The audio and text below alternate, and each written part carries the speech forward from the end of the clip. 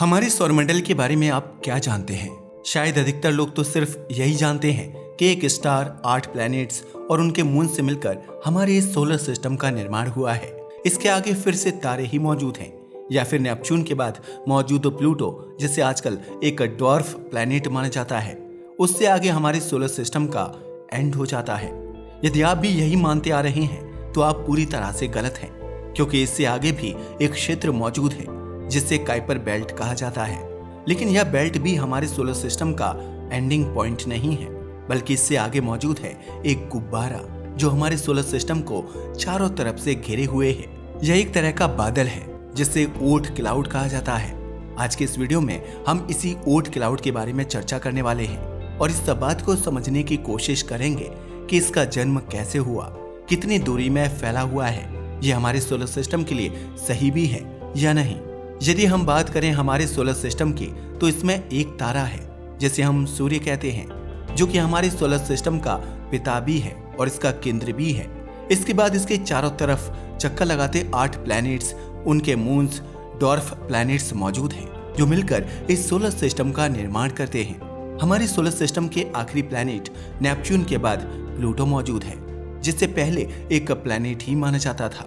लेकिन 2006 से प्लूटो को प्लैनेट की श्रेणी से हटाकर ड्वार्फ प्लैनेट्स यानी कि बौने ग्रह की श्रेणी में रख दिया है।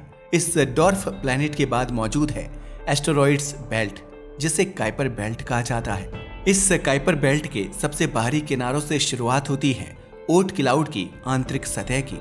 हमारे सोलर सिस्टम के सभी प्लैनेट्स एक सपाट जगह में सूर्य के चारों तरफ अपने ऑर्बिट में घूमते हुए चक्कर लगाते हैं, जबकि ओट क्लाउड को सूर्य, प्लैनेट्स, काइपर बेल्ट के चारों तरफ मौजूद एक विशालकाय खोल माना जाता है। ओट क्लाउड हमारे सोलर सिस्टम के चारों तरफ मौजूद एक बड़ा गुब्बारा है। इस गुब्बारे में सूर्य सहित हमारे यह सोलर सिस्टम मौजूद है, जो कि देखने पर एक बड़ी सी बुलबुली जैसा नजर आता है, जिसके अंदर ऑब्जेक्ट्स मौजूद हैं। इस ओट क्लाउड में बर्फ, कॉमेट्स जैसे ऑब्जेक्ट बड़ी संख्या में मौजूद हैं। ये सभी ऑब्जेक्ट्स मिलकर ही ओट क्लाउड का निर्माण करते हैं। ओट क्लाउड को बर्फीली जगह माना जाता है।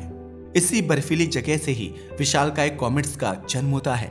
ऐसा माना जाता है कि इस क्लाउड में मौजूद बर्फीले पिंडों का आकार बड़े बड़े पहाड़ों से भी कई गुना बड़ा हो सकता है। इनका आकार इतना बड़ा हो सकता है कि कुछ बर्फीले ऑब्जेक्ट्स को तो ड्वार्फ प्लैनेट्स भी कहा जा सकता है। अब बात करें इसके फैलाव की और इसकी दूरी की, तो ओट क्लाउड हमारे सोलर सिस्टम में मौजूद सबसे दूर का क्षेत्र है, जिसे हमारे सोलर सिस्टम की अंतिम सीमा माना जा सकता है। सूर्य से इसकी दूरी बहुत ज्यादा है। ऐसा माना जाता है कि सूर्य के सबसे नजदीक मौजूद दूसरे तारे के बीच की दूरी के करीब 1/4 हिस्से तक में इसका फैलाव है। इस हिसाब से अंदाजा लगाया जा सकता है कि यह कितना बड़ा है। ओट क्लाउड कितना बड़ा है, इसका अंदाजा हम कुछ फैक्ट्स की हेल्प से लगाने की कोशिश करते हैं। यदि आप इसके फैलाव को किलोमीटर के पैमाने से नापने के बारे में सोच रहे हैं, तो आपके लिए यह पैमाना किसी काम का नहीं है, क्योंकि यह इतना विशालकाय है कि इसके आकार को मेजर करने के लिए हमें एस्ट्रोनॉमिकल यूनिट्स को काम में लेना होगा।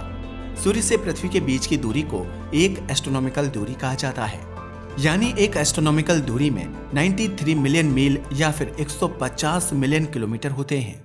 ओट क्लाउड के फैलाव और इसके सूर्य से दूरी को समझने के लिए हमें इसकी बाहरी परत और आंतरिक परत की सूर्य से दूरी का अनुमान लगाना होगा।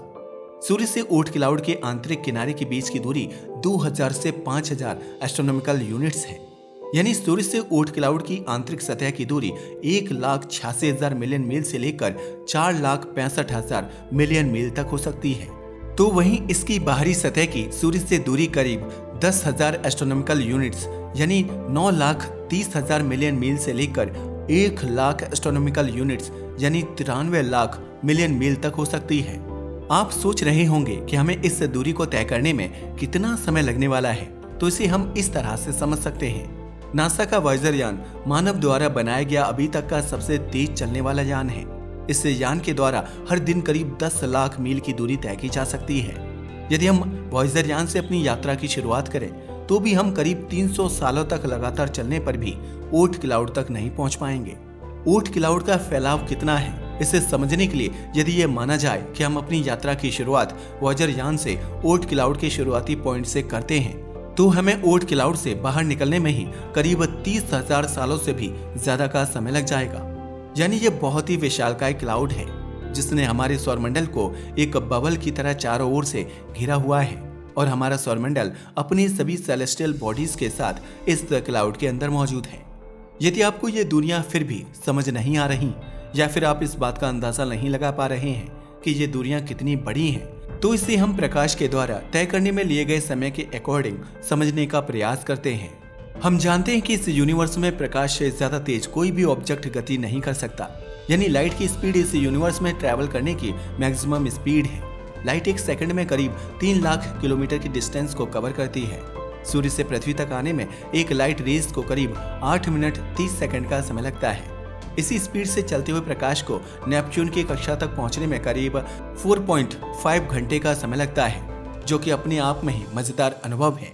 ऐसे ही नेपच्यून की कक्षा तक पहुंचे प्रकाश को नेपच्यून से कुइपर बेल्ट के बाहर निकलने में करीब 3 घंटे का समय लगता है। ध्यान रहे, इतना समय तब लग रहा है जब लाइट एक सेकंड में 3 लाख किलोमीटर की डिस्टेंस को कवर कर रही है।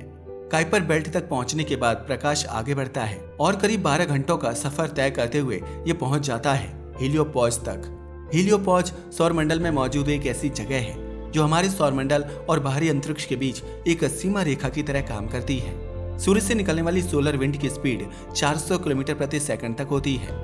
ये विंड हमारे सोलर सिस्टम के आसपास एक सुरक्षा घेरा बनाती है। इसी घेरे को हेलियोस्फीयर कहा जाता है। इस हेलियोस्फीयर में सोलर विंड का प्रभाव सबसे ज्यादा होता है। सूर्य से निकलने वाली यह सोलर विंड हर एक प्लैनेट्स पर अपना प्रभाव डालती है।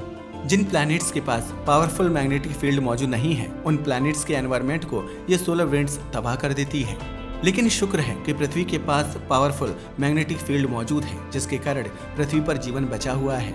लेकिन यह सोलर विंड हमारे लिए जितनी खतरनाक है, उतनी ही यह हमारे लिए सुरक्षा की गारंटी भी है। सोलर विंड्स की एक लिमिट होती है, जिसके आगे सोलर विंड्स अपना प्रभाव खो देती है।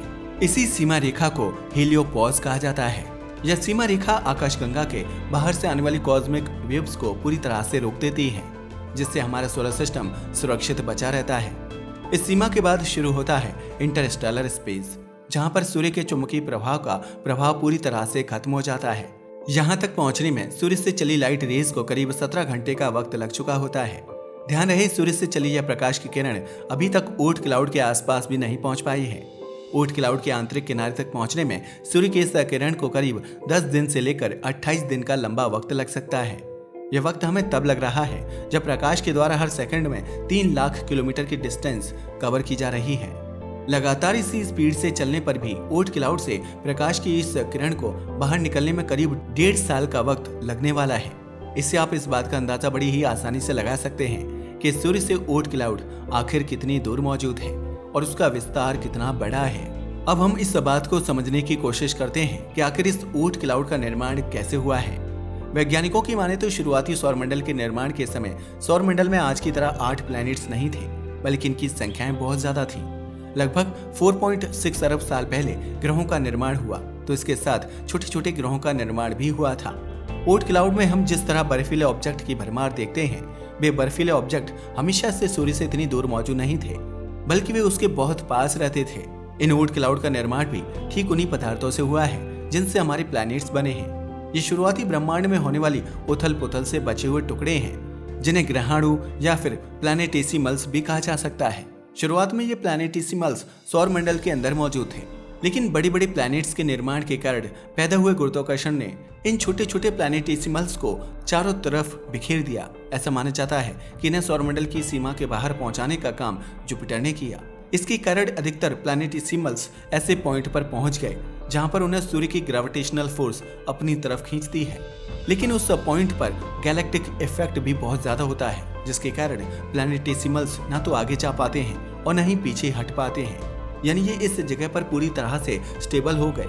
इस तरह से जन्म हुआ सोलर सिस्टम के बाहर एक बबल का, जिसे हम ओर्ट क्लाउड के नाम से जानते हैं। इस ओर्ट क्लाउड की भी अपनी एक ग्रेविटेशनल पावर होती है, जो बाहरी अंतरिक्ष से ऐसी वस्तुओं को भी पकड़ सकता है जिनका निर्माण हमारे सौरमंडल में नहीं हुआ हो। अब आपके मन में एक सवाल आ रहा होगा कि हमारे सौरमंडल में मौजूद एस्टेरॉइड्स के जमावड़े को एस्टेरॉइड बेल्ट और कुइपर बेल्ट कहा जाता है, लेकिन सौरमंडल से बाहर बर्फीले ऑब्जेक्ट के इस जमावड़े को ओर्ट बेल्ट न कहकर ओर्ट क्लाउड क्यों कहा जाता है? इसका जवाब बड़ा ही सिंपल है। एस्टेरॉइड्स बेल्ट और काइपर बेल्ट में मौजूद ऑब्जेक्ट सूर्य के चारों तरफ चक्कर लगाने के लिए एक निश्चित मार्ग को ही फॉलो करते हैं। लेकिन ओर्ट क्लाउड में मौजूद ऑब्जेक्ट्स ऐसा नहीं करते। ये सूर्य के चारों तरफ चक्कर लगाने के लिए आगे पीछे ऊपर नीचे स्थित मार्ग का अनुसरण करते हैं, जिसके कारण ये घूमते ऑब्जेक्ट्स दूर से देखने पर एक क्लाउड का अनुभव करवाते हैं। इस कारण से इसे ओर्ट बेल्ट न कहकर ओर्ट क्लाउड कहा जाता है। डच एस्ट्रोफिजिसिस्ट जॉन ओर्ट ने यह समझाया था कि हमारे सोलर सिस्टम में कॉमेट्स कहां से आते हैं। उनकी इसी खोज पर इस जगह का नाम उनके नाम पर ओर्ट क्लाउड रखा गया है। ओर्ट क्लाउड में अरबों खरबों की संख्या में बर्फीले पिंड मौजूद हैं। जब इस जगह पर घूमते बर्फीले पिंड एक दूसरे से टकराते हैं और इस कक्षा को छोड़कर बाहर निकल जाते हैं, तो वे ऑब्जेक्ट सीधे सूर्य की तरफ खींचे चले आते हैं। इन्हीं ऑब्जेक्ट्स को कॉमेट्स कहा जाता है। कुछ प्रसिद्ध कॉमेट्स C/2012 S1 आइसोन और C/2013 A1 साइडिंग स्प्रिंग है, जिसमें आइसोन कॉमेट्स का अंत तब हुआ जब वह सूर्य के बहुत करीब से गुजरा, तो वहीं साइडिंग स्प्रिंग कॉमेट्स मार्स के बहुत ही करीब से गुजरा। लेकिन यह कॉमेट्स सूर्य की तेज गर्मी से नष्ट होते होते बच गया। लेकिन यह कॉमेट्स आने वाले 7,40,000 वर्षों तक फिर कभी नजर नहीं आएगा। वैज्ञानिक अधिकांश लंबी दूरी के लिए जिन कॉमेट्स के बारे में जानते हैं, उन कॉमेट्स को अभी तक सिर्फ एक बार ही देखा गया है, क्योंकि उन कॉमेट्स का ऑर्बिट काफी ज्यादा बड़ा होता है, जिससे उन्हें फिर से सूर्य के पास से गुजरने में हजारों वर्षों का लंबा वक्त लग जाता है। तो वहीं कुछ कॉमेट्स का ऑर्बिट तो इतना बड़ा है कि अरबों सालों से वे कॉमेट्स सूर्य के पास से नहीं गुजरे हैं और न ही आने वाले अरबों वर्षों में वे फिर से दिखाई देने वाले हैं। इस तरह ये कहा जा सकता है कि ओर्ट क्लाउड एक ऐसी जगह है जहां से लंबी दूरी के कॉमेट्स का जन्म होता है। तो आज आपने जाना ओर्ट क्लाउड्स के बारे में। आपको ये वीडियो कैसा लगा हमें नीचे कमेंट करके जरूर बताइएगा। आज के लिए बस इतना ही। वीडियो पसंद आया हो तो इसे लाइक और शेयर करें, साथ ही चैनल को भी सब्सक्राइब करें। धन्यवाद।